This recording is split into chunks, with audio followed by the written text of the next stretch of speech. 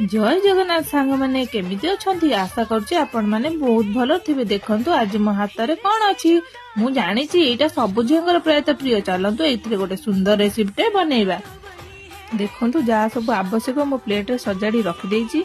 प्रथमे गोटे जगार काटिथिबा आलू ओउ पियाज आंबुलो बिलाती धनिया पत्र कंचा लंका को देई किछि लंका गुंड हळदी गुंड लूण बाटिथिबा सोरिष रसुण रो पेस्ट को पकेइबा। तापर कमलार रस को पकईदेवा से किछि पानी टिके सोरिष तेल को पकईकी भलसे गोलेकी ढांकी गैस रो आंच को सिम करिकी बसईदेवा। एठी हमर टुपुर टुपुर हे फुटी जाईची ताको आमे ओल्हे नबा। सांग माने भाबुचंती ना कमला रस पकईली ता सहित ओउ आंबुलो काई पकईली कारण सब खटा मिसी गले तार गोटे बढ़िया बास्ना गोटे बढ़िया टेस्ट आसी थाए। जदि आपण मानकु भल लागुथु आपण थारे निश्चित घरे ट्राई करंतु। देखिबे बहुत बढ़िया लागिबो। निश्चित मते कमेंट रे जणाइबे।